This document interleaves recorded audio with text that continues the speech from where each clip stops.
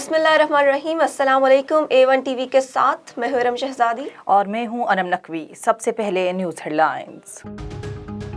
आज़ाद कश्मीर के नए वज़ीर आज़म का इंतखाब आज किया जाएगा। कानून साज असम्बली का इजलास सुबह 10:30 बजे होगा।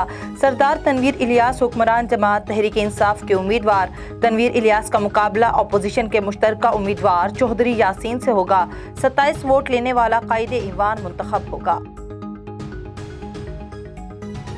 कई रोज के इंतजार के बाद आखिर आज नई वफाकी काबीना के हल्फ का इम्कान।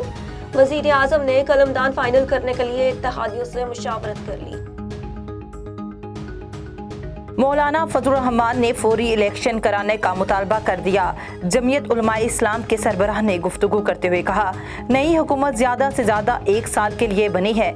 इंतखाबी निज़ाम में कोई खामियां हैं तो इस्लाहात कर लें। मजीद बोले, मसलहत की हद होती है, इक़्तिदार को तवील करना हमारा मौक़िफ़ नहीं।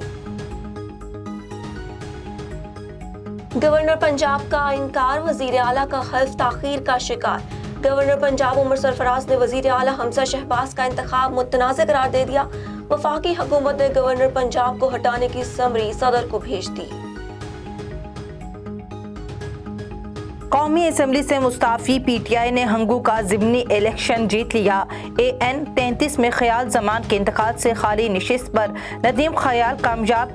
गैर हतमी गैर सरकारी नताइज के मुताबिक PTI उम्मीदवार नदीम ख़याल ने 21,583 वोट लिए।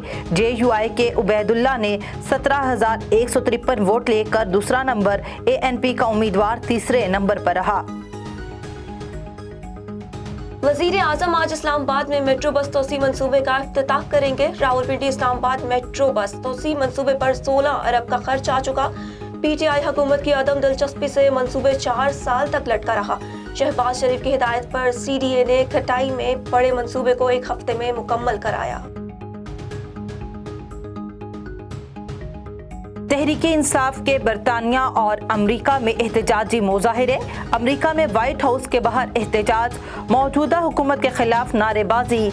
लंदन में PTI कारकुनों का नवाज शरीफ की रिहाइशगाह के बाहर एहतजाज। बर्मिंघम में भी एहतजाज। मुजाहिरीन का पाकिस्तान में फौरी नए इलेक्शन का मुतालबा। लंदन में जमाइमा गोल्ड स्मिथ के घर के बाहर नून लीगी कारकुनों का एहतजाज। हेडलाइन से फिलवक्त इतना ही। मजीद खबरों से बाखबर रहने के लिए देखते रहिए A1 TV। A1 TV, सब पे नजर, अंदर की खबर।